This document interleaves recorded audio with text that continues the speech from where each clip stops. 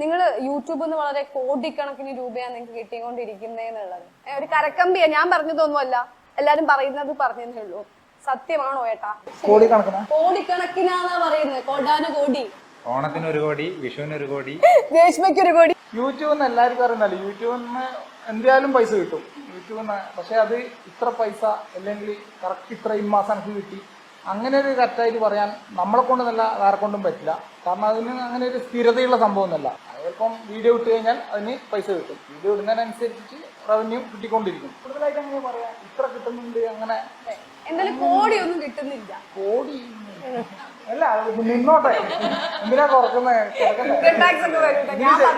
ഇതിന് ചെലവൊന്നുമില്ലല്ലോ, നിന്നോട്ടെ. അങ്ങനെ പറയുന്നതിന് ഇപ്പൊ അങ്ങനെ പ്രത്യേകിച്ച് ഒന്നുമില്ല. ഞാൻ യൂട്യൂബ് തുടങ്ങിയിട്ട് 3 വർഷമായിട്ടുള്ളൂ. അതിനു മുന്നേ എൻ്റെ കല്യാണം കഴിഞ്ഞ് നമ്മൾ താമസിക്കുന്നുണ്ടായിരുന്നു, ജീവിക്കുന്നുണ്ടായിരുന്നു, എല്ലാം ഉണ്ടായിരുന്നു. അതിൽ വലിയൊരു ചേഞ്ചൊന്നും വന്നതായിട്ട് എനിക്ക് തോന്നുന്നില്ല. അങ്ങനെയുണ്ടോ? അങ്ങനെ ഒരു ഇപ്പോൾ ഉള്ള ചേഞ്ച് എന്ന് പറയുന്ന റവന്യൂവിൻ്റെ കാര്യത്തിലല്ല കൂടുതലായിട്ട് എനിക്ക് തോന്നുന്നത്. എനിക്കിപ്പോൾ നമ്മളെ ആൾക്കാർക്ക് അത്യാവശ്യം തിരിച്ചറിയുന്നുണ്ട്. ആ ഒരു ചേഞ്ച് വന്നു, അതിൽ ഭയങ്കര ഹാപ്പി എന്നല്ലാതെ അങ്ങനെ ഒരു കുറച്ച് പൈസ കിട്ടി ഭയങ്കര അങ്ങ് ചേഞ്ച്, അങ്ങനത്തെ ചേഞ്ചൊന്നും എനിക്ക് ഫീൽ ചെയ്യുന്നില്ല. നിങ്ങൾക്ക് ഇനി അങ്ങനെ പുറമേ നിന്ന് നോക്കുമ്പോൾ അങ്ങനെ തോന്നുന്നുണ്ടോ? നിങ്ങളിത് യൂട്യൂബർ സംഖ്യ എന്നുള്ള കണ്ണിൽ കാണുന്നോണ്ടുള്ളൊരു പ്രശ്നം അങ്ങനെ ഒരിക്കലും കാണാൻ പറ്റില്ല. ഓക്കെ, നിങ്ങൾക്ക് ഇപ്പൊ ഈ റവന്യൂ കൊണ്ട് തന്നെ നിങ്ങൾ ഏറ്റവും കൂടുതലായിട്ട് ഒരു ഗിഫ്റ്റ് വാങ്ങി കൊടുക്കുക, അല്ലെങ്കിൽ ഒരു സാധനം ഉണ്ടാക്കുക, അങ്ങനെ എന്തെങ്കിലും നിങ്ങൾ യൂട്യൂബ് വരുമാനം കൊണ്ട് ചെയ്തു വെച്ച ഒരു ഫിക്സ്ഡ് അസറ്റ് എന്തെങ്കിലും ഉണ്ടോ? ക്യാമറ വാങ്ങിയിട്ടുണ്ട്, അതിനുള്ള മൈക്ക് വാങ്ങിയിട്ടുണ്ട്. പിന്നെ എന്തെങ്കിലും ഈ മില്യൺ അടിച്ചപ്പോഴെല്ലാം നമ്മളെ സന്തോഷം വെച്ചാൽ നിങ്ങൾക്ക് പറയുന്ന പോലെ അൻവി തന്നെയാണ് ചാനലിന്റെ. അപ്പോൾ അൻവിക്ക് ചെറിയ വണ്ടി കാര്യങ്ങൾ അങ്ങനത്തെ എല്ലാം വാങ്ങിക്കൊടുക്കും. അതെല്ലാം ശരിക്കും പറഞ്ഞാൽ ഇതിൽ നിന്ന് കിട്ടിയ പൈസ കൊണ്ട്, ഇതിൽ നിന്ന് കിട്ടിയെന്നല്ല, എന്നാലും നമ്മൾ ആ സന്തോഷം അങ്ങനെ ചെയ്യാറ്. ഇപ്പൊ രേഷ്മ, നമ്മുടെ ഒരു കാര്യം രേഷ്മ ശ്രദ്ധിച്ചോന്ന് എനിക്കറിയില്ല, ഞാൻ ശ്രദ്ധിച്ചു. നിങ്ങളുടെ ഒരു ലോഗോ ഉണ്ട്.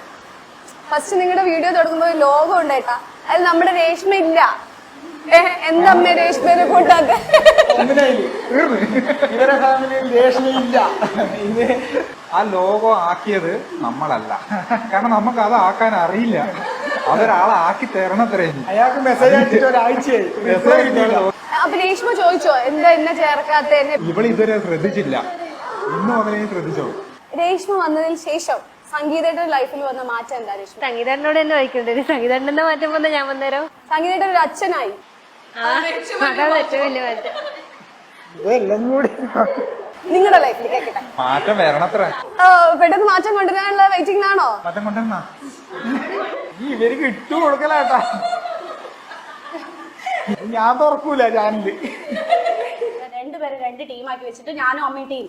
ഓക്കെ, അപ്പൊ നമ്മളൊരു ഗെയിം കളിക്കാൻ പോണേ. ഗെയിം വളരെ സിമ്പിൾ ആണ് കേട്ടാ, വളരെ സിമ്പിൾ ആണ് ഗെയിം. ഒന്നുമില്ല,